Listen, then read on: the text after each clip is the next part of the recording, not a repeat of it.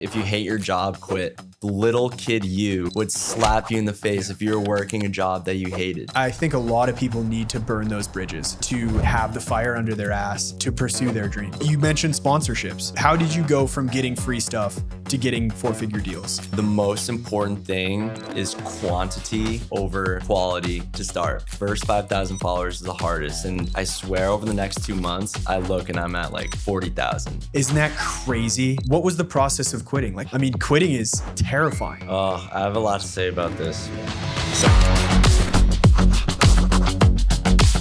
What's going on, creators? It's Anthony here. And today with me, I have a childhood friend, one of my earliest childhood friends, Chris Murphy. He is blown up in the content world lately. He is all about baseball, coaching the youth of America. He's got just under 300,000 followers across all channels right now. He's done that in just under 2 years, over 100 million views, killing it with short form content. I have a ton that I want to learn from him today because he is mastering the game for sure.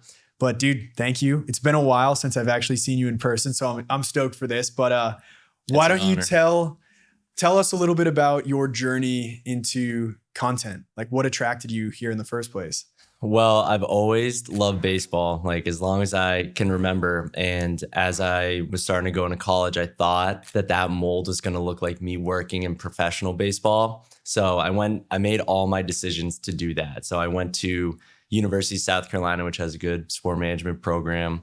I decided not to play D3 baseball, which, it's not, I knew I wasn't going to the MLB. So I had to make a decision what route I was going to take. And I said, you know what? If I'm not going to play professional, I want to be involved in the front office, like making the decisions for a major league team, the Red Sox preferably. So I put everything in line to do that. And I played club baseball in college, which allowed me flexibility, but I didn't have to commit so much where I could, take jobs to increase my skill sets to work for the Red Sox, which I did after college. But because sports business is so, everyone wants to work in sports, it's like the rat race personified. So I balled out. In 3 months, it was an internship because they don't give out the full times out of college. You have to earn your spot more than you have to in regular corporate world. So basically, I balled out there, but I wasn't offered a job, and I was almost spoken to like I needed to do way more to earn a spot. So I was like, man, I worked so hard for this, and I didn't expect it to be like that. So I got another job in corporate, just saving money while I decided what to do. And I was like, but I miss baseball. I need to be involved in baseball in some way. And I had a friend at work that coached private basketball lessons. And I was like, I'm a dummy. Why didn't I think about that? I would love to coach private baseball lessons. So I just put out on our town Facebook group, like, hey, I'm starting out doing lessons. I'm charging a cheap amount. Let me help. My first player comes up to me and says he just got cut from his team. So this is the fall. He got cut in the middle of, they play their fall season, but they had tryouts for the next spring season. He said he was cut, but he had a couple more weeks left to play the fall season. So I'm like, but he was still coming to me to improve. So I said, all right, dude, forget about that. We're going to improve. And just after a couple lessons, he comes to the next lesson and goes, Coach, I went from being on the bench to hitting leadoff, and they offered me a spot back on the team for next year. So I was just like, this is what I'm passionate about. I love baseball, and I always knew I was good with kids and stuff, but I didn't really realize that could be my life's work. So I was like, this is a complete perfect scenario, a great marriage of the two things that I love. I need to do this for my job, So I decided New Hampshire is really cold and I could only operate a couple months, October through without February. having your own facility or something. Right. Yeah. So I was like, all right, I need to go somewhere where I could coach outdoor more easily for most of the year. So I went down to Texas, where I have a good friend and his family. And I just started coaching a bunch to the point where I had people, I had to turn them away because I was too busy. And then that's when I decided to go full time. Okay, when did content really become a part of that? I mean, technically content, that first post you did on Facebook is a form of content, but when did like video content Mhm. become whether it was a passion or wasn't a passion, when did it become a part of your business plan? That's a good question. So my first piece of content was posted because it was actually completely by accident. So this kid that I was talking about, the first kid that I coach, his name's Ryan. I used video to show him what he was doing in his swing because or I guess this is a concept for everyone. A Yeah. lot of people aren't just one facet learners. Like a lot of people in school were told stuff and not Mhm. everyone's a great audio learner. So a lot of kids just need to see what they're doing. It's not enough for me to just say, hey, you're doing this. They don't understand it. They got to see what they're doing. So I would record him and I'd say, bro, this is what you're doing. And then he'd be like, oh, okay. And then that's when the light bulb started going off. I'm like, now I have these videos. And I just left it recording on a tripod while I was coaching. I was like, I know this coaching is helping him improve. And I am addicted to that feeling of him being so happy that he is improving on the field and it's making him love baseball more. Mhm. Can I post this so that my instruction that I think is helping this kid can help more people? So that's where I try to stay grounded. Like I try to make every piece of my content have that lens of like, can this help another kid? So I was posting that, but I didn't have a strategy until I had a friend that does content and he was much bigger than I was. We coach a camp together and he was actually very gracious because I was like a nobody at the time and he was just very friendly. Like he Mhm. said, you know, yo, bro, like let's coach a camp together. I said, oh yeah, like this is a good opportunity for me. He comes down, he tells me how he does everything. And then that's where my consistency started. So that was probably a year after I started posting. A year's when I started getting like serious and tried to grow. So those first videos, just raw footage of like phone on a tripod, filming them, hit, and then you just straight up post that on Instagram. So I would edit it like I'd Okay. use TikTok or Instagram editing The tools. built-in editing apps. Built-in editing. Nice. There we And go. that is honestly, a lot of people don't get started in content because they're so intimidated that they need like an Adobe Premiere and stuff Yeah. like that, which helps. Yeah. But that allowed me to just post. Like I would just need the visuals, like circles, Mhm. something like that to show like what I'm teaching. And then just some on-screen text if I need to explain more. Yeah, I mean, content, at the end of the day, content is king. How it's edited isn't, right? Like if the concept's valuable, if people can watch it and get something out of it, that is really what carries great content. Yeah. So you start posting this stuff. What did it immediately have an impact on your business? No. And honestly, I feel like I'm just now the biggest way it helped me was getting people that I would coach in person. So once I got like one person that saw my video and they were local, they would reach out to me and then it would be word of mouth from there. So it was very valuable in getting me clients, like the players that I coach. But in terms of like content revenue and stuff, I feel like I'm just starting to experience that now or within the past 6 months to a year. And I probably could have capitalized on that earlier, but I'm still learning. Yeah. And so to give people a sense of time here, it's 2024. It's what is it, June of 2024 that we're talking right now. You went full-time 2 years ago. So that full-time with baseball 2 years ago. That is 2022. When did you actually start posting content? Was that 2022? Was that 2021? I started posting content. It was 2020, like 2020, beginning, or it was when I started coaching, which was August of 2020. But it was like, you know, one time a week I'd post a video from one of the lessons. Like there was no strategy behind it. I just posted it. But I think it was 2022 when I really started posting and having a strategy behind it, having some consistency. When was the first moment where you were like, oh, like you're actually getting traction from your content?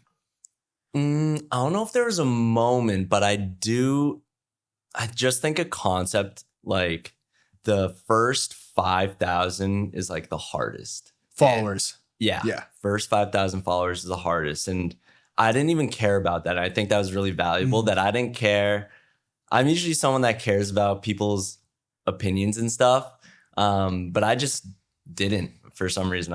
There's no method behind it, but I just posted, and I think it was somewhere from like the 7,000, which is when my content creator coach buddy came down and coached the camp with me. I was probably around 7,000. And then like, I swear over the next 2 months, I look and I'm at like 40,000 or something like that. What did you change? Like consistency, posting every single day. Really? Every single day. Yeah. Just once per day. Yeah. 7 days a week. Yes. Okay. Yeah. I guess it varies from different industries, but I think the most important thing is quantity over quality to start. Posting like a 7-second video, like just to start, just so you can see how the engine works. And then there's also posting, like talking to the camera, just put it out there. It's not going to be perfect, and you're going to be like self-conscious about how you're talking and stuff. But the more output, the more reps you get, the more you learn and the more you get comfortable. So I think the quantity is what will get you the skills to capitalize when quality matters more. I could not agree more. And that's such a good reason to start today. Yeah. Like, because everyone I know, myself included, when we, even started our YouTube channel, it was like, I don't want to post that often because I want to make sure I put 2 weeks of effort into every single post so that we blow people away. But for people getting started like right now that maybe don't know how to shoot, don't know how to edit, they don't know what a hook is, they don't know what their audience actually wants. I think it's crucial. Like Mr. Beast says it, your first 100 videos is the trial period. You got to get started. And that reminds me, I wrote down what my actual question was. How did you get over the fear of like your friends seeing you? Because I still deal with this, and I feel like you came out like a rocket, just not giving a crap about what people thought. And I know every day I hear from people who are like, what if my friends think that I'm the next like trying to be wannabe content creator or something like that? No, this is, I think, maybe the most important question when it comes to content creation, because one quote that I love, I don't know who it's by, so I can't give credit, but the hardest belt is the white belt. Have you heard that? I haven't, but I like where you're going. Yeah, for sure. Like so many people don't even start. The hardest thing is starting. Yeah. So like, can you explain what the white belt is? Yeah. So the white belt in karate, I'm not a karate guy, but the white belt in karate is the first belt you get like when you walk in the dojo or the gym. And the black belt's like the expert. People are so worried about, the expert, like getting the black belt, that they don't even pick up the white belt. So in content terms, people are so worried about being a perfectionist. And actually, not to be a poser, I've only listened to this guy once, but Alex Hermosi, you know who he is? Oh, yeah. My friend quotes him all the time. So I was actually driving I wanted something to listen to in the car. I said, who's that guy you listen to? I'm listening to him. And he said, people say they're perfectionists, but they're actually procrastinators. 100%. They say, I'm a perfectionist, but if you were really a perfectionist, you wouldn't stop until it was perfect. But you're a procrastinator because you stop. Yeah. So relating this back to starting content, people are like, oh, that doesn't sound right. Yeah, you've never done it before. It's not going to be perfect. And then as far as like the fear component, I think what's big for me is that my objectives and my heart's in the right place. Like I'm not doing it to be this influencer. I'm not trying to be like, I'm not trying to lift me. I guess in some ways, I'm trying to benefit myself, of course, but I'm trying to always maintain the frame. Like, can this content help someone? And that trumps any bad words that any of my friends would have to say, or any roast in the group chat or something like that. I just don't care, And another thing about it is those people that you fear that might give you some crap for it, they're not, this sounds maybe kind of like a stuck-up thing to say, and this might not always be true, but they're probably not doing something that's taking a chance on themselves. I tell people all the time, like, nobody hates from above you. You only get hate from people they're almost angry at themselves for not having the courage to go out and do something that makes them feel vulnerable. Mhm. And I actually just to pull up one of my own favorite quotes is there's no growth in the comfort zone and there's no Yeah. comfort in the growth zone. Mhm. So a lot of people sit in this place of comfort where the only thing that makes them uncomfortable is seeing people who had the courage to get out of their comfort Yeah. zone. Yeah, and I always also tactically think like if you're worried about your content sucking and people making fun of you, the beautiful thing about the algorithms is if your content sucks, nobody's going to see it. That's true. So also it's like, who gives a crap if Yeah. what you do, the only reason it's going to go viral or you're going to get any semblance of views is if it's somewhat decent. Mhm. And if it's somewhat decent, the people who truly care about you, and it's also a great way to figure out like who's it really in your corner. Mhm. Like you, for me, for years, I always say this to you, like since high school, you were always like, go do content, like go pursue this. You saw this.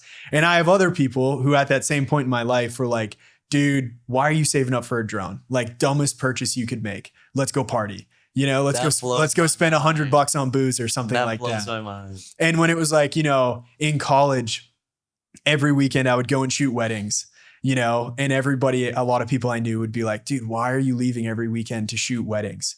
And I was like, cause this is my dream. Like Right. this is what I really care about. Man. And And they might not mean harm when they say that. That's the thing. Like they're not, even though it does kind of like bring you down because they're going against Mhm. what you want to do. And they might not mean it as malicious, yeah. but still, you know. Yeah. But it's funny. You look at the people who are supportive and now years later from when you were supporting me, look at where you're at too. That's right. Like you're the type of person that also is like, I have a dream. I'm not going to let anybody tell me I'm not capable of doing it. And you put yourself out there. So Thank you. it's funny at how that stuff all kind of like lines up. Whether it's intentional or not, I think there's just such an easy way to fall into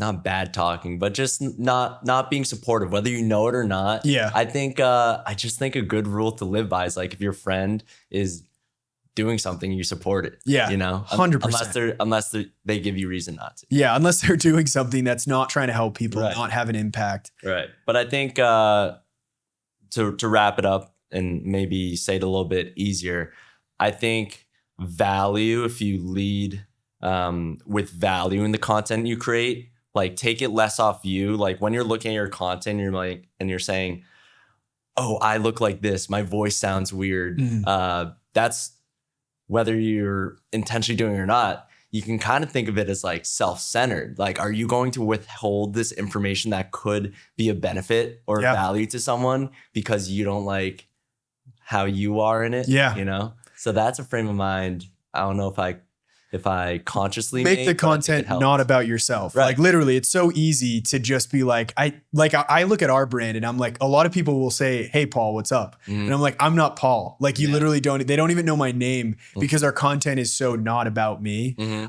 And I think also just getting started, it's another easy thing to like, your content's about your audience. It's about the people you want to serve. It's huge. I mean, that takes so much weight off yourself. Yeah. Really quick interruption here. I just want to let you know that we released a brand new free training and downloadable 30-step action plan that walks through how you can set up your own digital business. Whether that's launching your first course, creating a digital product, or scaling an online community. This will give you an in-depth overview on the steps that you need to take to turn it into a reality. Thousands of people have used this proven blueprint to start their first digital business, and the results are incredible. Whether you're a complete beginner or you've been doing this for years, I promise you will learn incredibly powerful strategies in this training. So check that out. It's free and it's linked in the description below. Other than that, back to the episode. So tactically, what was the thing you said you went kind of grinded from 0 to 7,000 followers, and then from 7,000 to 40, you kind of blew up.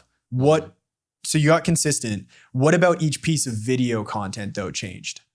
Honestly, that growth from 7 to 40-ish, I actually can't remember like a specific thing that I did content-wise. I don't even think I increased the quality that So much. literally So consistency. I literally think it was only consistency. I think there might have been some background things, just like with the quantity, you learn how to make things a little bit better, but there was no strategic, this is what I'm going to do, which differs from my recent growth. I think my recent growth had legit content strategy and just production improvements.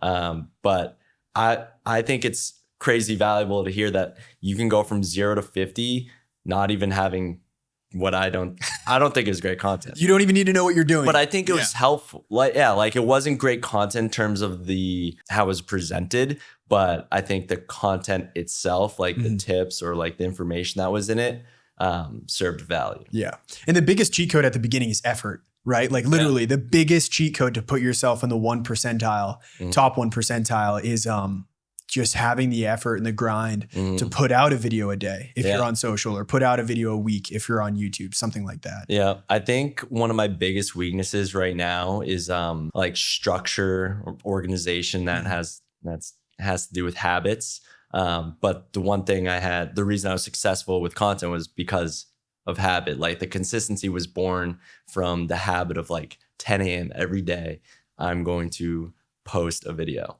Do you find, was 10 a.m. an arbitrary number, or do you have a strategy behind when you post? Yeah, I do have a strategy for timeliness.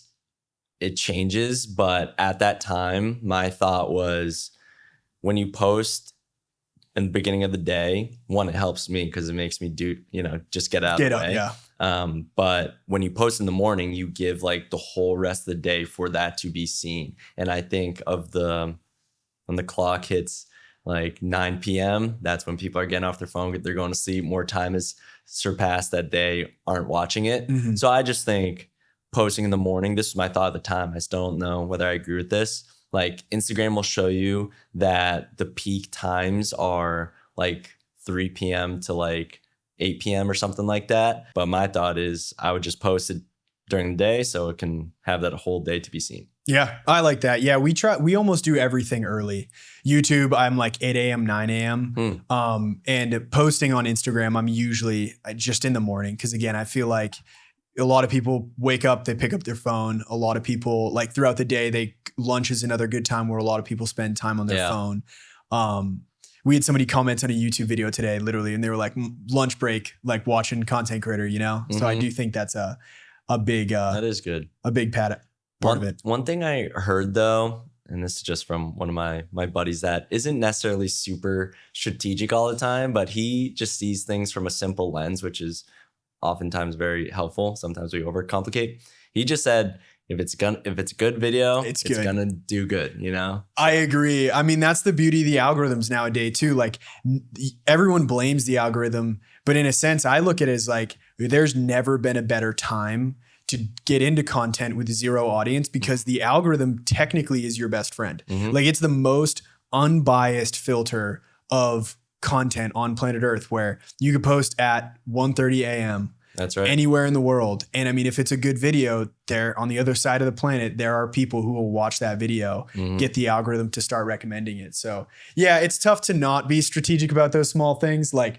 once you get in the habit of posting at 9 every day or whatever it is, like you're always wondering like, well, it's working. But I do agree. I think a good video will get found. So next topic that I want to talk about is you went full-time 2 years ago. You had a nice job. You were, what exactly were you doing before sports management? I was working in basically just financial services. Financial services, yeah. So you had like a comfortable job, right? What was the process of quitting? Like that is literally, I think, one of the biggest things that holds people back, especially when you are out of college. Like we both had the blessing of starting early, but when you're out of college, you've got a job, responsibilities start packing on. I mean, quitting is terrifying. It is, dude. What was that like? Oh, I have a lot to say about this. So first off, I think one thing that frames everything so much more simply is if the worst scenario happened, what would happen? Would you be on the street? Would you be fighting for meals? Like sometimes the way people fear something not working out, that's almost, they don't envision that, but like subconsciously, that's what they think is going to happen. If I fail, they might not say this to themselves, but their body's like telling them it would be the end of the world. And that's just simply not the case. If I went full time with baseball and I failed, what would I do? I would just get another job. Yeah. That's what I would do. Your worst case scenario is your current situation, right? So you look at going and failing and being back where you are right now. So it's literally like. Exactly. So like when you frame it like that, it's like, why wouldn't I? Yeah. I think I'm lucky that my parents are very supportive. And I think if you talk to any older, wise person, they'll almost always say, go for it. Yeah. Because everyone, even very accomplished people, they have scenarios where they maybe didn't go for what they wanted or at the right time or something. So I was just like, I had people in my ear, and in a real estate group, I had like, family men saying, yeah, it's a good idea. Like, just work it up until you get your income replaces your W-2 income, then quit. Your side hustle to replace your W-2 income. It's like, but I'm spending 40 hours a week with my main job. How am I, with the limited time that I have outside of that, how am I going, it just would have taken a long time.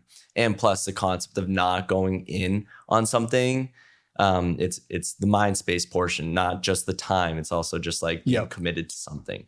I think you have to evaluate where you're at in life, because those family men that were saying this, they have a wife and a kid they have to support, and they have just a lot more liabilities that they have to make payments on.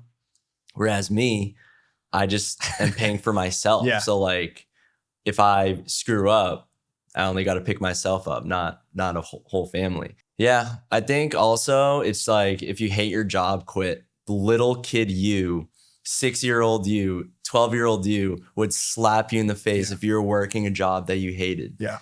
And, it's just, that's what people know. They know, like, when out of college, you get a job. I just think people get intimidated, like, oh, I can't be an entrepreneur. But it's like, don't even worry about that. Worry about your well-being. You are in a job that you don't like. And I'm putting a blanket statement out there. This is like, I didn't enjoy my job. A lot of the time people trick themselves into saying like, oh yeah, I like my job. It does this. Like, yeah, you can have that plus like your job more. Yeah. So I just think people get intimidated to quit their job because they're like, oh, I'm not an entrepreneur. Yeah. But it doesn't have to be that deep. Yeah. And I would say, I think there's also this sense of like, oh, real entrepreneur, or at least this was for me too. Like when I got started, I always had this sense of like, real entrepreneurs are going to look at me and be like, you're not an entrepreneur. Imposter syndrome. It is, without a doubt. But I mean, I would say from experience, one of the most accepting communities on planet Earth is entrepreneurs, because they understand just that first leap of that, not leap of faith, the first step of faith in becoming an entrepreneur is such a battle and such a journey that anyone who's at least taken that first step, you are welcomed with open arms, because you're stepping into a community of everyone who took the same exact freaking step. And they want to help. As you. And they want to help, and they want to make sure that you achieve some semblance of what they have, or what they could go on to do. So I love that. And I mean, tactically, I agree with you. I tell people, like, if you have a family and you have responsibilities, try to get half of your income, not all of your income. But if you make 10 grand a month, if you can, through the weekends and working nights, get your side hustle to 5K, quit. Because the second you invest the main 40 into your side hustle, you're going to double it. You likely will triple it. But if you're like you and me, like I delivered pizza in college, that's the only job I ever had, quit now. The second you have the inkling, like you are in the best position of your life. And I think a lot of people need to burn those bridges in order to actually have the fire under their ass to pursue their dream. It's true. Yeah. Dude, the 2 full-time jobs that I had, I quit almost on the spot. It wasn't like I walked in and said, I'm done. But like, I just came to a point where I was like, all right, enough's enough. Like, I'm out. So you genuinely didn't like your jobs that much, or was it just enough that you were like, yeah, this isn't worth it? Yeah. I mean, it's no knock on the jobs that I had, and they were like normal. It's like nothing crazy was going on that made me hate it. It's just like, in my heart, that's like not what I wanted to do, I like that. Yeah. And there's just, now is the most unique time in human history that you can monetize your passions. And I didn't even know that at the time. So I'm not saying I even had that in mind when I did it. Yeah. But like, I just think, keep it simple. If your job drains you, not just from hard work, you're always going to work, and work's going to tire you out. But if it emotionally drains you because you feel like you're not fulfilling yourself, then quit, right? Like, you put in the framework. If you're talking to teenage you, would you accept that for yourself? Yeah. You know? That's a terrifying mirror right there to have to look into for a lot of people, which I think the earlier you do it, the better. Like if you're listening to this now and you feel that way, like you have to confront that hard conversation. Yeah.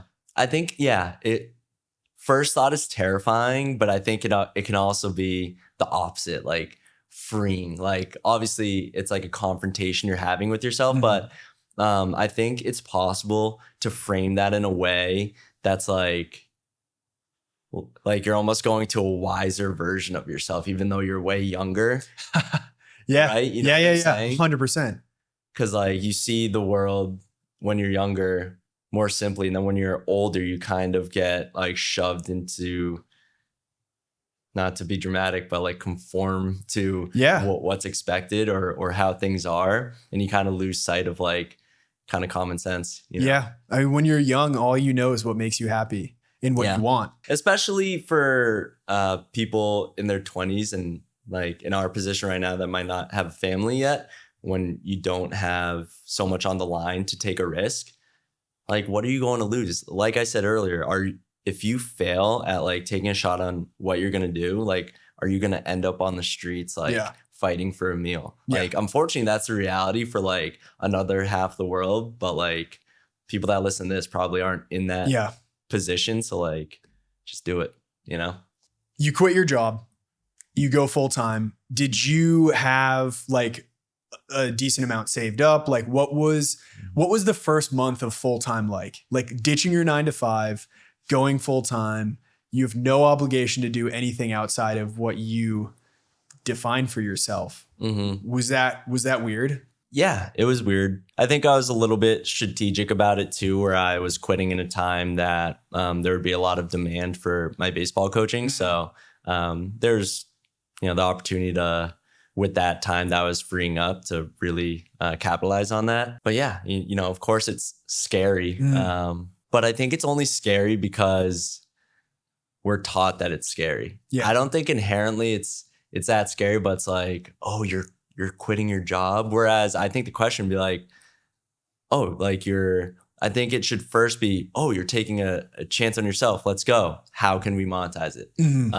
I forget where I learned this from. I learned this from Bigger Pockets, I think. But it's like your first reaction shouldn't be, oh, I can't afford it. It's how can I afford it? So I think that applies to like going full time, as an entrepreneur. Sometimes, especially when you don't have like a wife or a kid at stake with your decisions, putting yourself, not making irresponsible decisions and just quitting and figuring it out, but like almost putting yourselves in those positions where you have to figure it out can also be uplifting as well. Dude, I mean, I think like my strategy in life has literally been like make money, put it somewhere where you can't see it to get the crap scared out of you again, to go and make more money. Yeah, that's true. Like diamonds are made under pressure for sure. And I know like for me, anytime I feel comfortable, I start not growing, right? I get complacent. I plateau where I'm at. So often that's why I think again, like just quitting even before you feel ready is key. I think that's always how it's going to be though. Yeah. Oh yeah. Yeah. I want it to be like that forever. Like comfort. Yeah. I don't know what I would get so bored with life. Right.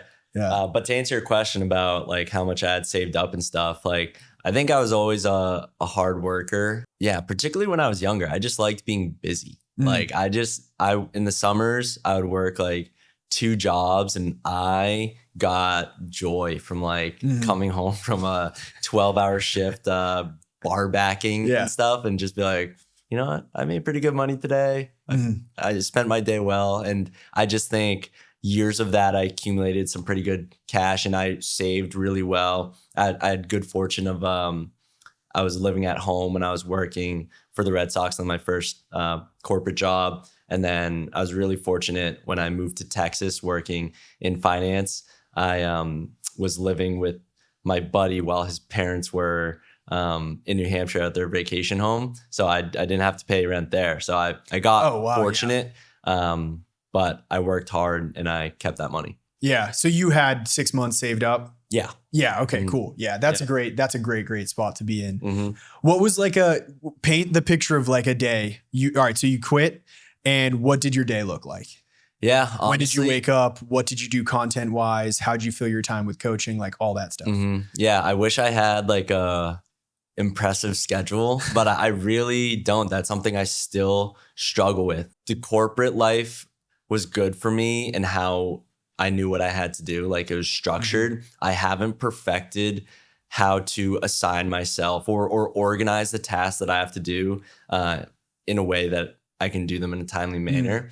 So I'm still finding out what the best way for me to do that is. But in general, I'd wake up at like 8:30 and then I'd post content. The first thing I do when I wake up, it's changed a lot more recently because I'm a lot more strategic with my content, but I'd post something and then a lot's changed. I was working on building out my online offerings and whatnot. So I think a lot of my days or a lot of the time in my days where I wasn't physically coaching, I was really learning like the back end business wheels, like trying to set that up. And then the rest of it was just coaching until night. Yep. Okay. Yep. So you woke up and posted. That means you already had the video done. Yep. Did you try to like bank a lot of posts, or would you literally almost be like, today I'm going to make the post for tomorrow. That day I'm going to make the post for the next day. Like, how did you structure your content calendar? So actually, I didn't mean to confuse them when I said that. I didn't always have them already made. Sometimes I would, but most mornings I'd actually wake up and make it. And make it. Okay. Yeah, For so that day. I've only now recently gotten better at like scheduling or having like a sequence in my posts. That's something that obviously would make me better if I were to do that. But a lot more now. I'm starting to batch like edit content and have my sister and Mike that edits for me. Like I'll have them edit, and then I have all these videos that I can like schedule. So it's way better with that. But usually when I woke up, I would edit and create the content. Okay. So so the back in the day life, you create the content same day. Now you batch stuff and you have two editors, one of which is your sister. One of it is our other high school friend, Mike. Shout out Mike Bedient. Yeah. What is your sister? Did she start doing it for free? No, I paid her. Oh, you did? Okay, cool. Yeah. I was just trying to be a good big brother. Yeah. But I don't know. I think the first weeks, maybe I had her do, I like trained her, and then it was kind of like she would send videos back to me and be like, all right, this looks good. Like fix this. And then once I could get her to a point where she could edit and I could just post it, like I felt good with it and I could just post it. And I'm not that picky. The thing about content real quick, like everyone has different content strategies, but if you're like consistent, like an everyday poster like me, I'm not too concerned if something is off, because I'm like, is the message still there? Is the value still there? Okay, I'm going to post it. And like, if it's crappy, then I'm going to post a video the next day and people will forget about it. It'll almost get like pushed down. Real quick, curious what your perspective on this, because I feel for 99% of people, you are 100% right. I do not think like perfectionism is without a doubt something that can kill you. Yep. What do you think about for someone like me though, where my niche is teaching people how to create content? Because I feel like with our content team, I am brutal. It's like, the shadow on that text is off, get them to do it. Do you think I'm overdoing that in my niche? Because yours is different. I need to be perfect. Your in a niche sense is content. High quality videography, editing content. So you have to be. That's what your brand is. Whereas mine, like the editing and stuff is extra. It's gravy. You know? Like what my real thing is like the coaching element. But the thing is, even though that's my main thing, there have been things that I've posted before that I disagree with. Like I think I was wrong back in the day. So theoretically, my reputation was hurt because I posted something that, I don't agree with now. But like, I don't look at it that way. I just think I grow. I've grown from being more involved in it. I've learned, and I'm not afraid to say that I'm wrong. What a journey it is putting yourself on camera for so long over so many years, because like you document your entire life. I get people who comment and they'll be like, in our courses, they'll be like, hey, this must be an old video because Anthony's hair isn't gray. Mm. And sometimes I had a phase where I thought I was balding, and I would go back to old course videos and be like, oh yeah, no, the hairline looks like just about the same. So funny off topic about how there's no lying to yourself when everything you've said is basically on camera. Yeah. But with that being said, yeah, what was the news cycle before? It was the 12-hour news cycle. It was a concept in news back in the day where it was like, oh no, there's a terrible story about you. It's like, whatever the news cycle is. I think it was 12 hours. Somebody will correct me in the comments, but I think now it's 9 hours. Like literally you can post something and unless it's the most shocking thing in the world, you know, like Taylor Swift and Travis Kelce breaking up, like everyone forgets everything in 9 hours. The world's just so rapid. Like there's, especially in the content world, like, you know how fast your thumb swipes up. Like Dude. You are just looking for another dopamine hit. And, you know, I guess it's kind of sad when you use those words. But, you know, it's just in terms of this, I don't think you got to worry so much about perfectionism. And it's good, you know, in theory to be a perfectionist, but it's not when it halts you from action. 100%. Yeah. So, all right, let's fast forward. That was your day in the life when you first went full time. Now, what's changed, right? You said you have other people editing your content. I mean, you've got 2 years under your belt now. What does the business kind of look like? Yeah. So now the biggest things are that I have an online portion of my business, meaning my coaching is not just in person. I'm able to coach people virtually. And also my editing process is way different. So when I was going full time and I just wake up and post something, that was all from my phone. That's using in-app editors. So the Instagram features, TikTok features. Now I record videos on a camera. I got it for, I think it's a $700 camera. It's a Z30. Oh, nice. Nikon Z30, but it's nothing. Nikon. Wow. Interesting. That's just, there's no method other than friends that do what I do. They had that camera. Have done this before me. They said they use that. So sure. I copied them. But I got that. So I'd write copy or script the content, basically going hook, holding the gold. So introducing and explaining the concept of what the video is about further. And then, so that would be like saying why it's a problem, stuff like that. And then providing the solution, which is the gold. So basically I would just follow that template for the videos that I'd make. I'd record them and then I'd put my SD card in the laptop and either I'd edit them or my sister or Mike will edit them. And what do you guys all edit in now? That's Adobe Premiere. You do? Okay, cool. I didn't know if you were using CapCut. Sometimes your edits look like it. All right, cool. Which I learned from you. Oh yeah. Okay, sweet. Hell yeah. Awesome. How many posts do you have ready to go right now? So you are on, this is something, again, I'm just asking out of my own curiosity, because when I travel, I'm always like, oh, I got to get stuff lined up so that I'm cool when I travel. I don't need to worry about it. You are back home now, essentially. For how long are you home? Until Sunday. So how long have you been home? A week? A week, yeah. Did you have all the content done prior to coming here? Yeah, so I had a bunch of content like the day before I drove from Texas to New Hampshire. That morning I ran. Oh, you drove? Yeah, horrible, my God. Horrible. But I ran to the content facility. I work with a bat company and they have a cool cage.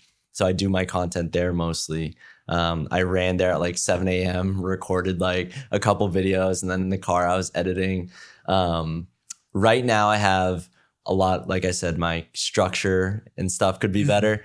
I wish I had them ready to go to post, but I have a lot of videos recorded and stuff, but now I need to edit them. So I have a lot of content, but I need to edit them before they're ready to post. Yep, I got you. Yep. I actually want to go back too, because that was super valuable and we just glazed over it. Hook, hold the gold, solution. Yep.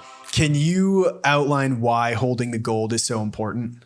Yeah, so I think the algorithm is basically just a complex name for what the app deems valuable. So what the viewers deem valuable. How do they determine its value? Mainly, I think not a lot of people talk about, they talk about likes and views and stuff. I think watch time is very valuable. So the longer you can keep someone in your video, each second that they continue watching, the more likely they're going to watch all the way through, and then maybe a second time.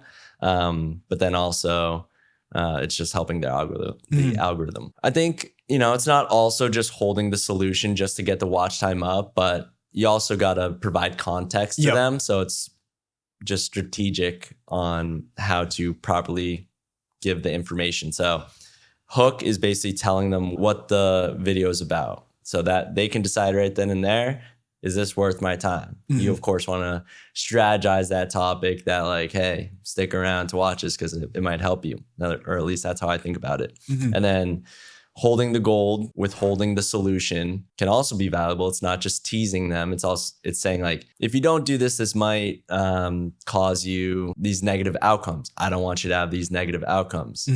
And then you kind of hit them with the punch of like, this is how you fix it. Yeah. I mean, so practically it would be like most people hold the bat like this and it's wrong. And then you outline why it's so important to have proper, holding a baseball bat, emphasizing why that matters. And then finally you deliver the actual solution, which they'll be able to accept more because they have a better understanding of the problem. And now they've made it to the end of the video. And then you end now it right they there. can act on what the solution is, right? Yeah, absolute money, dude. Yeah, that's key. How important do you think the hook is? As important as anything. Yeah, as important as anything. Or if you would almost say rate all three of those. Oh, that's the most important concept in content, I think. Is the hook. Right. I completely agree. There's an infinite amount of videos. Yeah. And you have to buy the viewers time or like give them reason to watch your video over the one they can look at in a split second. So it's like you have to prove that this video is worth their time. So you don't just post tip videos though. I was looking at your account today and you have like different buckets of content. Tips being like the talking head. It's you in front of the camera. Usually you have some sort of practical element in your hand. What are some of the other styles of content that you're seeing success with right now? Yeah, a lot of them is just repurposing content. So this isn't completely organic. So just something one that did really well for me was this really high resolution video of Mason Miller, who's like, for baseball guys, he's one of the most like talked about players right now because he's young and throws like 103 miles an hour like every single time. And baseball players have a lot of pride in saying that hitting a baseball is like the hardest thing to do in sports. Oh, sure. I knew when I saw that video, like it gave kind of like a POV view of what 103 looks like. So I was like, all right, I got to do something with this video and kind of make it mine. I think a really easy way to do that, and I think this is becoming more and more popular, is kind of like tweet banners. I put that like above the video. So this one of the guy throwing 103, it's very controversial how hitting a baseball, how hard it is. So I said, for $10,000, would you rather hit 103? And that's a great, that's a good hook right there. That's a on-screen text hook really. For $10,000, would you rather hit 103 or score on LeBron? And then I put a picture of LeBron in a Yankees uniform. So when you think about it, you want to provide as many layers that the viewer can be brought to. And also a bonus, which doesn't always hit, but if you can create a conversation within the comments, that's just more engagement. More people commenting is what the algorithm sees, like, oh, people are interacting with this video, so we're going to reward that. More people are going to see it because it's doing well. More people are going to interact with it. So when I phrase it like, would you rather this or that? And then I put kind of controversial figure with LeBron in it. People are like, oh, I'm taking LeBron all day. He'll flop. So I knew something was going to be good with that, but I didn't expect it to perform as well as it did. Dude, reverse engineering that though, it makes sense. Like obviously hindsight is 2020, but like I think about I'm not huge on Instagram, but my most successful posts are always comparing two different things and asking people like, Yeah. what do you want, Android or iPhone? Yeah. Like, what do you think is better, the iPhone or the Samsung? Or here's a Samsung versus a professional camera like a Sony. And everyone loves to weigh in on a controversial topic, and you crush that. I'm thinking right now, can I just shoot a 3 on LeBron? Like, or do I have to drive through him? You get any score. And dude, I 100% would take LeBron. Yeah. Over 100 mile per hour pitch. I had baseball players like, yeah, I played Division I baseball and I'm still taking off LeBron. So, you know, it created a lot of good conversations. And then like people in response to that comment were like, bro, facts, you know? Yeah. And I did another one this wasn't even, a lot of mine are usually educational tips. Like this is how it can help baseball. But I'm really trying to do more kind of entertainment value things, because with baseball, you only have that audience. But not everyone's looking for tips all the time necessarily, but people are always looking for entertainment. So one example of a video that I did, this is still specific to baseball niche, but it was just a video of me saying Barry Bonds, who's a controversial figure, you know, steroids and all that. And then my friend said another name. You know, it's a game that sports guys know. Yeah. So like I say Barry Bonds, he says Bill Miller. So Bill begins with B, Miller begins with M. Manny Ramirez. But I didn't give that away. Like I didn't say the rules of the game. So it's just me and my friend saying names back and forth. And I said like, only real ones know this game. Like if you know it, comment who you would I played that growing up. Yeah. So I just had so many people commenting who they would say next, and then I had people playing the game in the each other in the comments, and like it was a slow burner. It got like, well, not slow burner. It got 100,000 views, but I was like, I texted my friend. I was like, hey, that video got 100,000 views. That day, it got to like 500,000. Like the next day. And it's really because I went in the comments and I was like playing the game with all the people. But that's a testament to like, if you can get a video that creates a conversation in the comments, it's almost always going to do well. And it's almost like an inside joke with your niche. Like, you know, pretty much everyone who's serious about baseball knows that, right? But you were like, only real ones will remember this game. And so you're creating this like inside joke bond with all these strangers that don't even know you, you know, which actually brings us to another topic I wanted to talk about with you, the community element, because you obviously have your in-person coaching. You have the online stuff that you've started, which also includes an online course, which you've been building, which we can talk about. But you've built this really, really cool community with other baseball content creators where you all get together and actually host like epic events where you guys get sponsored, make money to coach other people. How did that all come to fruition? So I just got really lucky. But basically, these two guys that both went to the same school, Ange Bourgeois and Robert Anthony Cruz, they were making content just like me. But Robert Anthony Cruz, who goes by Coach Rack, and he's on the Savannah Bananas, and he's like the most rock star figure in baseball right now. What's the Savannah Bananas? Okay. I don't know what that is.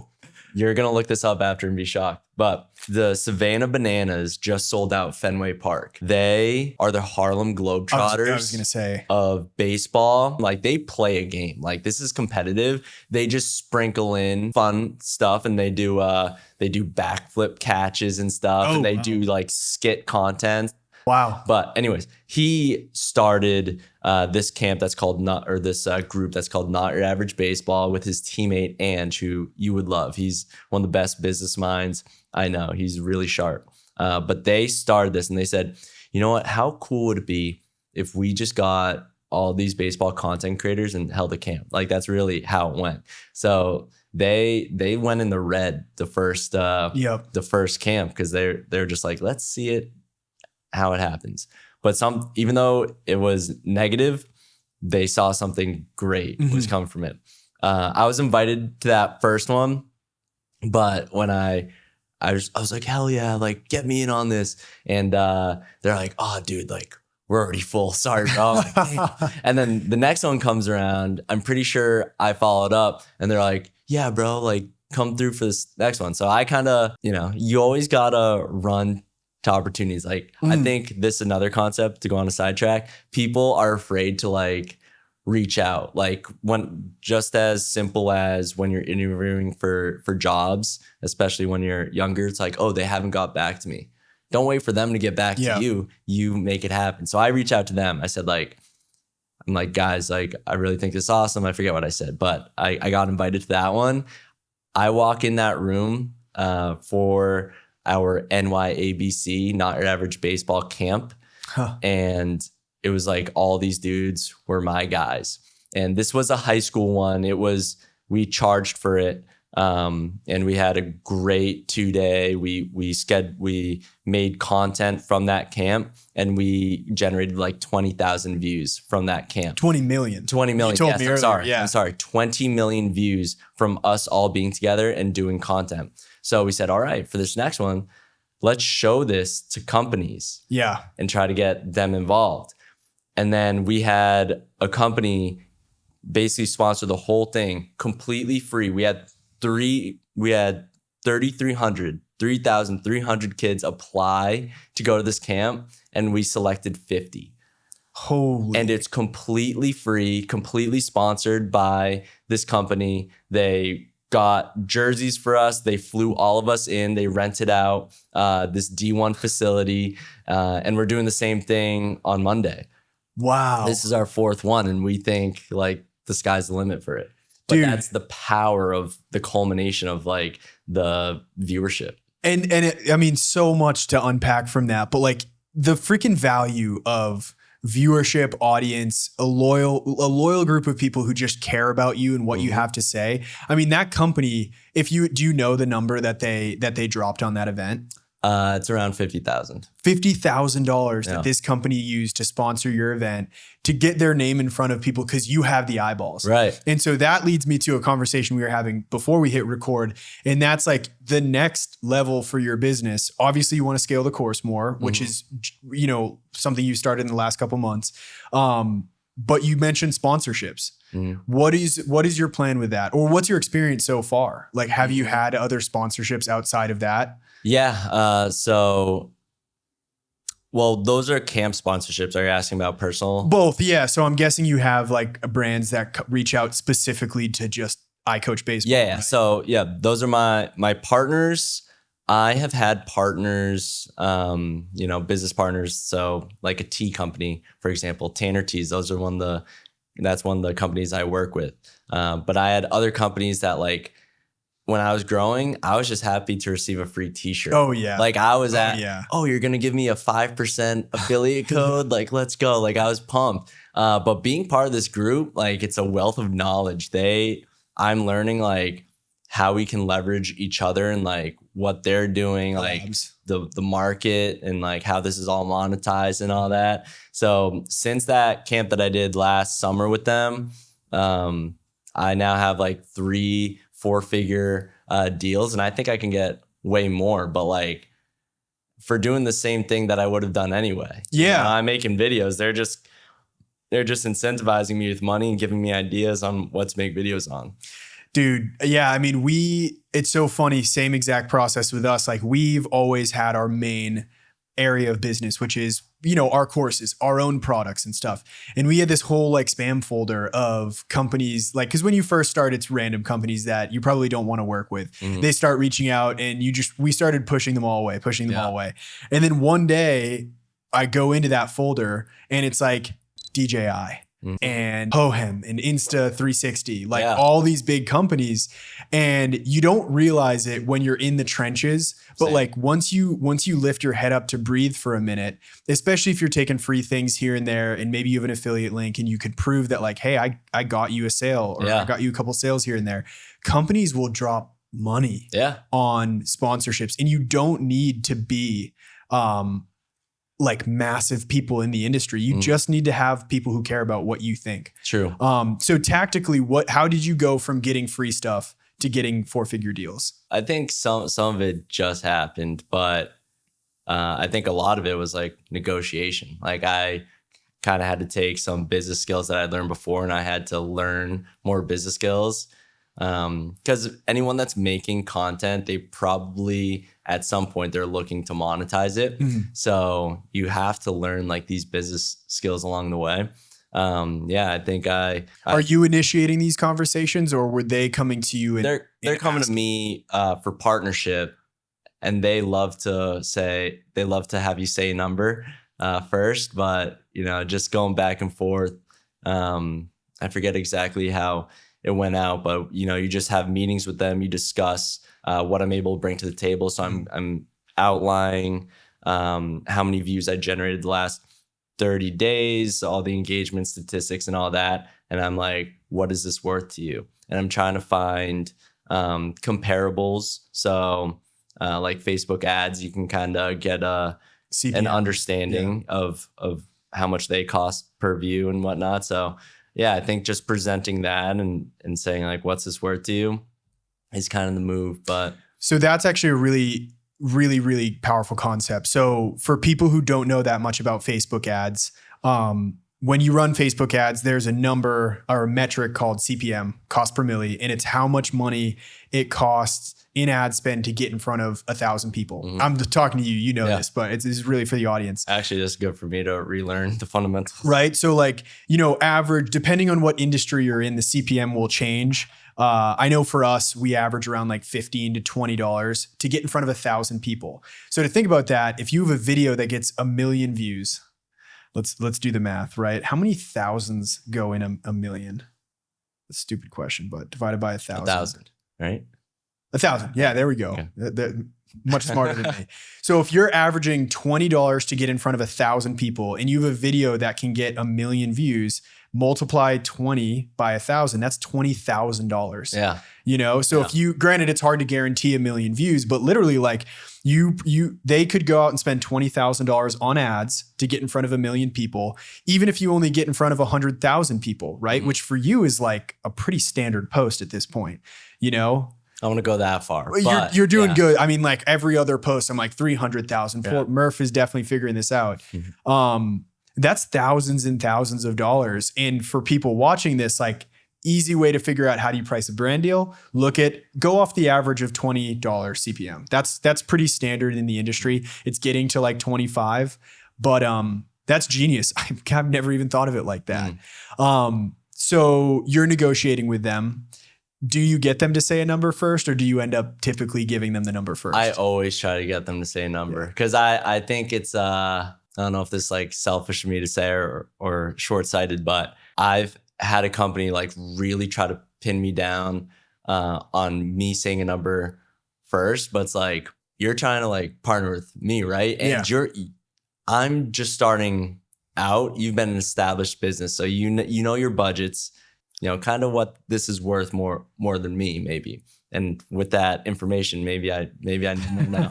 But I always try to get them to say a number first. Just generally, I think that's a typical. Did you get that company? Did they? I did, yeah. So you got them to say the number first? I got them to say a number and then we negotiated off that. Okay. Was it higher? Like, have you ever had a situation where I know like back in the day, I would ask people I would always have a number in my mind. And if you can get the other person to say their number first, a couple of times they would come back with a number that was way higher than what I would have pitched them on. Did you have any experiences like that where a brand came back, maybe you were thinking 1,000 and they were like 2,000? Yeah, I've had a couple like that. Yeah, I think when I was first starting off, like first single post, I was thinking like, yeah, like that'd be cool if I was thinking like $200 or something. Yeah. They're like, yeah, how's 500 sound? I'm like, yeah, I'll do that. So that was when I was starting off. But one that I can think of, and the thing is, there's no rules. Like you can make your own rules. So one company had this ambassador program that they were like, we're gonna charge or we're gonna pay you X for these deliverables. And I was like, all right, can I push back on that a little bit though? Just because I feel like I'm going to outperform your other ambassadors. So like for me, it would be you're paying the same amount for less output. I'd be giving you way more value, but I'm getting paid the same as someone else. So she pushed back on that. She's like, oh, that's just, we just rolled out this program. Like, it's hard for me to go back to the boss and say this. I'm like, all right, I get it. This is what I ask though.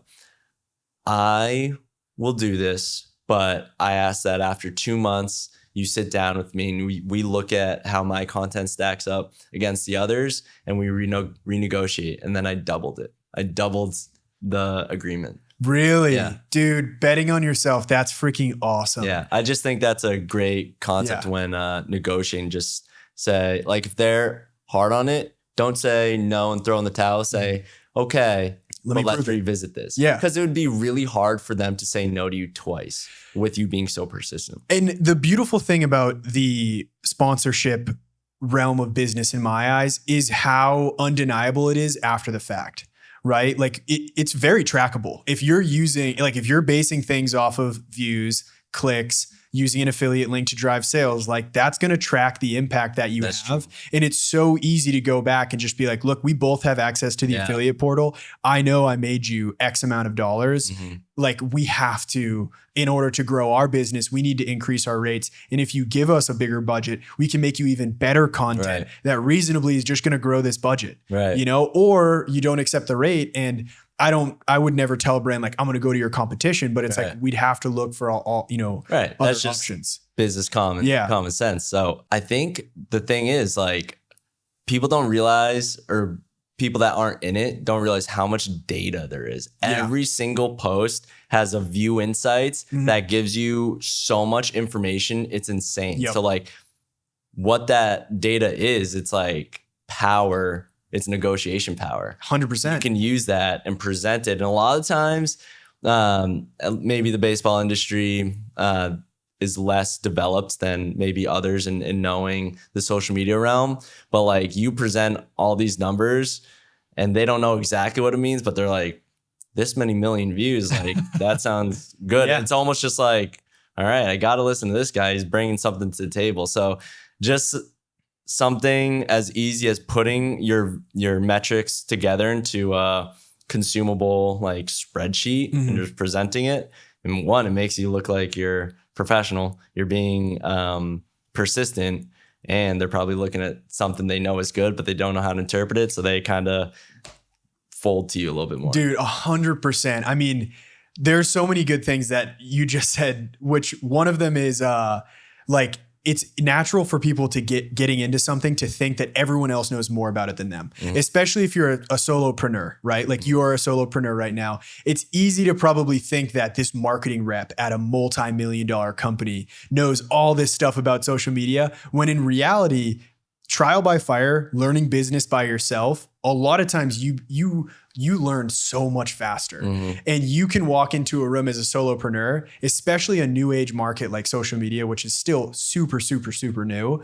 These people are silver sneakers in a sense. They can be 30 years old and know absolutely nothing about social media, but they got thrown into that job. That's true. And you know way more about it. So I guess it's really just trying to empower people to know, like, even if you feel like a baby, you probably know a lot more. So true. So many marketing managers, or even the social media marketing manager, this conversation that we're having over their head. Yeah. I mean, I look at like, we've worked with companies that are hundreds and hundreds of millions of dollars. And you talk to somebody from their media buying team. So they manage Facebook ad budgets for $100 million companies. And here we are, and we'll talk to them about their Facebook ads and they'll be like, I had no idea that you could do this or that we should be doing that. So there really is no sense of scale. And you never want to go in and, again, not saying this to everyone, but you never want to go in and act like you know everything. You want to be humble about it, but don't assume that they know more than you.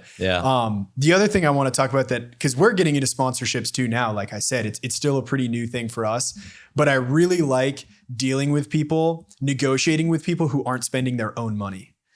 So like with sponsor or like local Yeah, business, bro. when I used to sell weddings or I'd sell the local gym on like a marketing package, you're usually talking to the business owner who at the end of the day is spending their money on you. When you're dealing with sponsorships, even if you're a small creator, you're dealing with people who have a set budget and they just need to allocate it, right? And it doesn't impact their paycheck at the end of the day. They're free to give it. They're free to give it. So it's like it's a much easier and less emotional negotiating process on the side of the business. It's emotional for us because it's our bottom line. Right. But yeah, it's a really powerful realm of content creation that I always assume just like sell your programs, sell actual services. Yeah. But the sponsorship leg, I think, is something that is worth considering a lot. Yeah, for sure. That's where the bulk of the money is. Yeah, 100%. I mean, we're still like, if you were to draw our income on a pie chart, it's like sponsorships is like this big of a maybe for me. No, but I think what we're realizing now is we just never focused on it. And now we hired somebody who's commission-based sponsorship. And so they make 25% of whatever they bring in. And we're literally 3 months into this now. And we're like, oh my God, like we're kind of not, you got to focus on one income stream at a time, which we were talking about. I'm a huge proponent of that. But at a certain point, diversifying and looking at alternative legs, which you're doing the flip side of right now, right? Like you built the audience, you have sponsorships coming in, you're doing the opposite approach, which is now you're considering courses. Whereas we did courses, kind of that was our mark. And now we're going the flip side. So let's break down like one of your sponsorship deal. Would you call them brand deals or sponsorships? I call them, I think of sponsorships as, something is being paid for. Like if I were to go on a content trip and I need to fly somewhere, I would think of that as being sponsored by, but I would think of brand deals like I'm getting paid. I'm receiving money. Cool. Yeah. I'm always curious about how that people look at those. But one of your brand deals, we were just talking off camera, you're actually on retainer. It's not just, hey, they pay you for one video. They're paying you a set amount every single month. Yep. What like give us a product example? So like what's a company is like you said a tee, like a batting tee? Yep. So a tee. And what I have set up with this company is like they ask for deliverables. So this is also the one that I renegotiated with. I said like, okay, I respect that this is your program, but I think I can perform higher, blah, blah. So in the renegotiation, part of how I got my retainer doubled is that I promised more deliverables. So even though I still think I'm underpriced, like what I'm providing, but basically a company will ask for deliverables. So these are either posts that feature the product or posts that you're straight up collaborating with them. So it'll say, I coach baseball and company. Right. Yep. So those are going to be the most valuable. So those should cost more. The collaborations you charge more for. Right. Because Gotcha. that's just, I'm letting them in a little bit more. Yeah. Like I'm straight up having it's more valuable for them because anyone who's viewing it sees I coach baseball and they're more clickable. Like it's easier for them. So basically they'll ask for deliverables, which are posts or stories. I tend to, most of my deals, and it's not as structured as you might think, but most of my deals go under the realm that it's just Instagram. But I try to, when I negotiate, I try to use all the data from all my platforms. Because I'm going to post it there anyway. And it's just bigger numbers sound more appealing.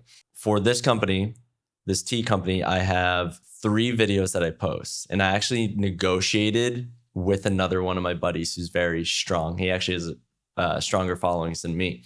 But I was stronger with the negotiating. So we use each other to leverage. So I said, basically double the double the payment for me and him. And we are going to each make one post ourselves, like I coach baseball and company. And then me and my buddy will collaborate with each other and the company. So me and him make videos with each other twice a month.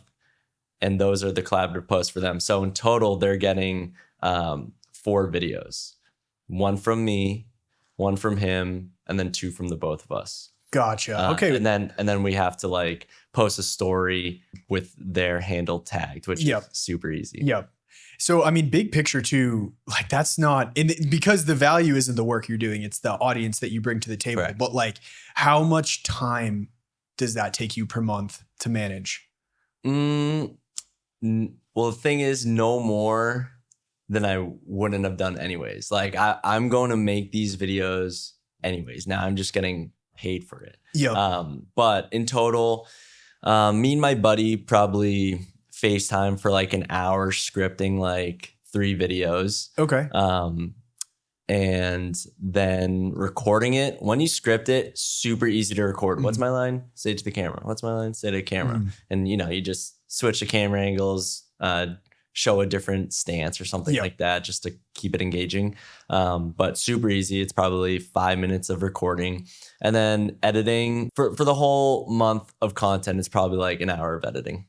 An hour of editing. So we're talking, I mean, for deals that net you over $1,000 per month, a day and a half of work. Yeah. Yeah. That's not bad. And I mean, big picture, like your snowball is gaining momentum and you are crushing it, but you have so much potential too, which is crazy. Like the deals just continue to scale. There's nothing stopping you. I mean, Mr. Beast charges like a Super Bowl ad worth of a budget for sponsorships in his video, you know?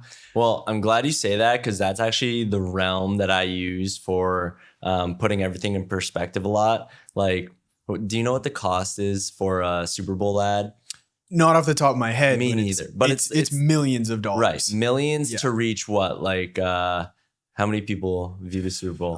We'll throw the number on screen right now. Let's just say companies are paying millions to reach millions. Yep. Your video can cost you nothing.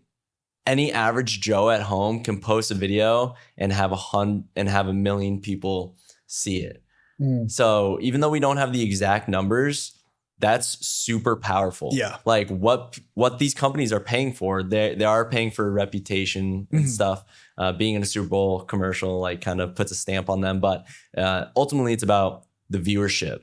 And social media is so underpriced. Yeah. It's free. Yeah. It's free. For free, you can reach 1 million people. And when you put that in business terms and monetize it, it's like the most powerful thing there is. And it's targeted. So you look at a Super Bowl commercial and those people are shooting a shotgun into nowhere with their eyes shut. That's true. They know that it's going to be men who like sports, a lot of, their significant others, a small group of women who like sports. That's really it, right? Like, and now a lot of people who like Taylor Swift as well, obviously are going to be jumbled in there. But like the level of targeting that these companies have is next to nothing. Yeah. On social media, brand pays you for a deal. They know without a doubt, outside of like 500 hometown friends that probably keep up with you, 99.9% of your audience are baseball specific fans. Yeah, if I create content on YouTube, 100% of the people who watch my YouTube videos are all people who care about content. They're trying to learn content.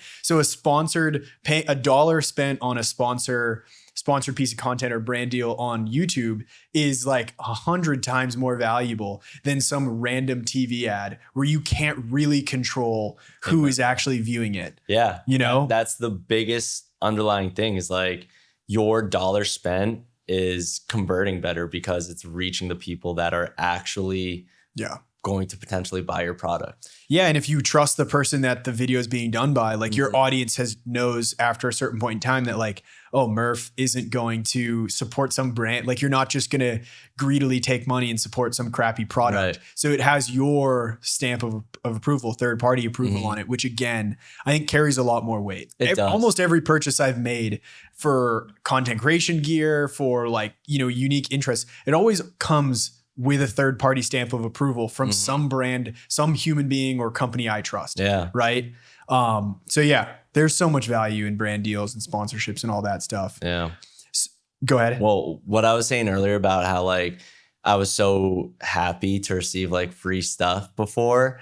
It's like, oh yeah, like for sure for this free thing, like I'll post something. And I did like a couple of those and I was like, wait, like, is it really worth it to just like, I don't want to just be spewing, all these different brands and saying I have a code for this, code for that. As I've matured in my account, like I've really want to keep my circle tight and really be very careful and in particular about who I'm partnering with, because you can't buy your reputation back. Like if someone doesn't trust you, it's hard to regain that. 100%. Yeah. I mean, I think a big mistake people make when they first get into that realm of like, oh, we'll give you this free thing, is they literally lose their entire audience because they're just kind of spamming people with like, use this code, use that code. So it's better to go deep with a few brands than go shallow with 100 brands. Agree. And to drive impact, like I look at our biggest brand partners and stuff like that, and it's like the lighting company that we're using for this podcast is Newer, and they're the only lighting company we work with now. I bought all their products prior to working with them, and we make them so much more money now because they are one of our only brand partners, and in the flip side of that, if they can make 30 grand in light equipment sales from one YouTube video, we can also charge a lot more for that. So it's better. It's not just a win for us. It's a win for them. Because they know, like, even content they don't sponsor, like this podcast, we just mention them because we love them. So it's really is a win-win for everyone. Yeah, it's the best when you don't have to go out of your way to like insert. It's just that's why they call it organic content. It just flows out and it's easy. Like that's a thing that's easy with like the tea company I was just breaking down. I used them before, so like it's not really a force for me to say anything about them. Were you tagging them to attract their interest to begin with? Like you said a lot of them reached out to you, but were you doing anything to attract them outside of just creating the content? Yeah, definitely. I think that's a super important aspect because you could have the perfect brand partner and they just don't know about you. Yeah. And that's no knock on you, like that your content isn't reaching them. They're just busy, and sometimes they need that nudge to be like, hey, I'm your perfect partner, and they'll be like, oh yeah. So was that a tag for you, or were you DMing them, emailing them? I can't exactly remember. They were one of my earliest partners. The back company that I'm with, that's something that I initiated conversation. I can remember DMing them and saying, because they're close to me. So I said, hey, I'm in the area. I just think we make sense. Let's talk. And that's how it happens. So is that kind of your like pitch line? I think a lot of people, that first step scares them because they don't actually know what to type. Because again, there's no rules. It's not black and white. The white belt. It's the white belt. Yeah. So like, is your pitch kind of like, hey, like I'm open to this, like, let's just talk? Or do you have more of like this is what I want to do. This is, I guess it depends on the situation, but in general, I always just try to get on the phone. Gotcha. Because or a video chat, ideally, because I want them to be able to see me and, it's just more personable. Yeah.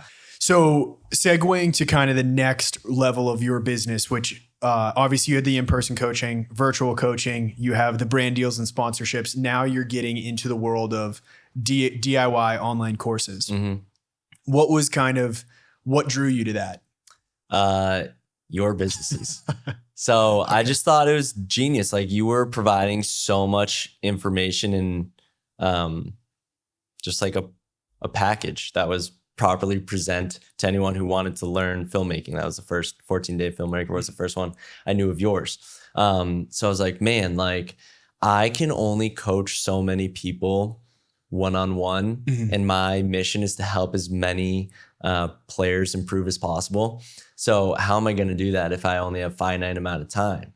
But if I had a product that was evergreen and could be bought by anyone, like then I'd be making the greatest impact. So I got your course on how to create the course, and I just let kind of analysis paralysis and maybe perfection, striving for perfection kind of slow me down. But I finally said, all right, even the stuff I don't know, I'm just going to be okay with it not being perfect. I'm just going to get it out because that's how my content was at first. Like it wasn't perfect, but I got it out and it helped people and it propelled me to where I eventually wanted to be. So I got this course out and I have like 100+ people in it. And that's without even hitting like my biggest avenue of marketing, which is like going through Facebook ads and reaching and targeting people and all that. That's just all through my social media. And honestly, on my social media, You don't promote it. I don't promote it that much. I should more.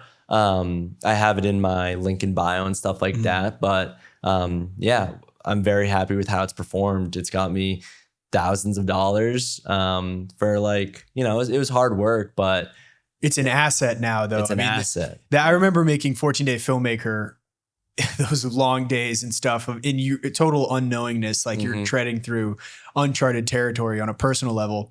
The sentence that I always repeated to myself was like, even if it gets one sale a month, that's one sale a month forever that you wouldn't have had before, you know, and it roots you further in your passion where it's like, it's almost like it's in your brain, it's in your soul. You just have to get it out.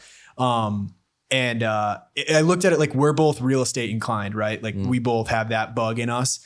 And I always looked at a house as like, you can buy a house, have a renter in there, a mortgage. Maybe your profit margin is like $100 a month. It's still $100 per month, you know, and you can just keep working at it, keep stacking it. So I love that concept. And I actually think that applies to, like, we're talking about courses, but that's content. Like people are like, man, that only got like 500 views.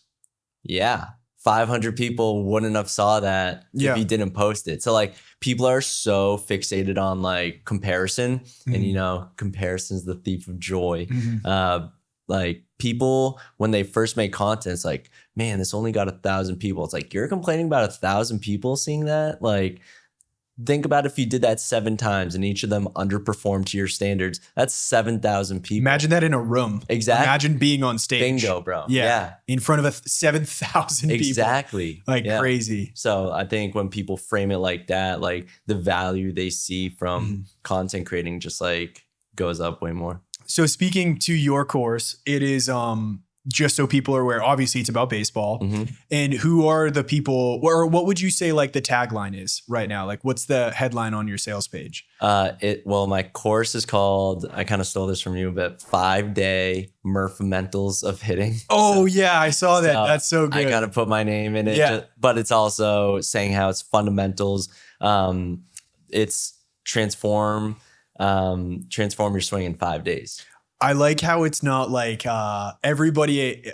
Our course is technically like this, but we're really good at marketing, so we're able to succeed. But everybody would start and be like the 5-day baseball star, and it's you teach every aspect of baseball. I'm going to cover everything, and you're trying to speak to everyone. And in effect, most people end up speaking to no one. Right. But you chose hitting, and not even just hitting your swing. Right. And so you're way, way, way more specific. And a lot of baseball players, I'm sure, are like, I don't need fielding. I don't need base running. I don't need pitching. I just need to figure out how to hit.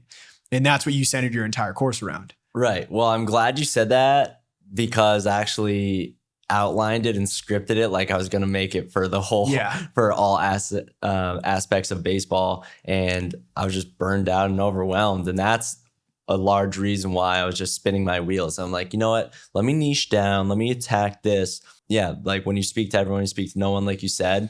So it helps in that aspect. But also, like, it gave me the outlook that, okay, I can do this course for hitting, and then I can make like I can do the fielding, I can do pitching, and then I can also do the one step up from that. So mine would all be fundamentals at a base level and then like an advanced course offering. So yeah, I think that's the beauty about courses. Like you don't have to jam everything you know into one. Like you could, but you can also break it up. And also, if you think about it from a consumer standpoint, it's like you'd be intimidated if like 120 days, like, you know, you can do all this. It's like if you make it more bite-sized, it makes it more digestible for them and less intimidating. So therefore there's less barrier of entry for them to want to get it. Yeah. And I mean, the psychology too of say you had all the concepts of baseball in one course, and rightfully, because it would be a really big, valuable course, you charge $500 for it, $1,000 for it. The beginner person who doesn't really know you outside of your social media videos, they don't know if you're actually good at teaching in an online course.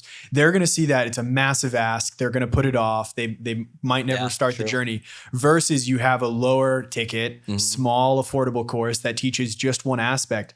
They get inside that and they're like, oh, Murph Fundamentals are sick. Like, I like the way he teaches. He has all these other products. They'll probably likely end up spending maybe $1,000 with you over the course of many products. Whereas originally, if they were all packaged in that one course, they might never have started. And that's literally what we see, to a T with 30-day course creator, because that's a more expensive course than 14-day filmmaker. But some of our most successful students, we'll do podcasts like this and they'll be like, I never would have done 30-day course creator if I hadn't gone through 14-day filmmaker first. Because they're like, I realize you're not a scam. You're like a regular dude who's a goofy guy. And they're like, and I figured if 30-day course creator was anything like that, it's, $1,000 well spent. I think you're going to have that for sure. And what are your next steps? Like, where do you plan on taking the course? Yeah, I think next I expand into those different avenues of baseball, like fielding and stuff. So up next is a fielding program. So it's a little bit up in the air because with this group that I'm doing the camps with, I'm also creating online products with them, and I'm really trying to grow that collective business. Oh, okay. While doing mine as well. But yeah, I think it starts with doing similar online products with fielding. And then I'll refine my Murph Fundamentals course of hitting. And then I'll start adding some advanced courses. But yeah, just the fact that, there's multiple steps ahead and multiple avenues I could go kind of excites me. I know. Yeah. And I mean, you got to blow up the hitting course too, right? Yeah. I still haven't even finished marketing that. Yeah, that's what I was going to say. Yeah. You've got, I mean, you don't need to do every marketing strategy in the world, but just using your social media to start building those email lists a little bit, like you've probably got a lot of scale left in that one product. Oh, for sure. I know there's so much more that I could do. I just think sometimes I look at the full scale of everything that I could do or is on my plate, and I end up not attacking them. So I just need to zero in, go one by one, but I'll get there. Stop driving from Texas to Massachusetts. Yeah, bro.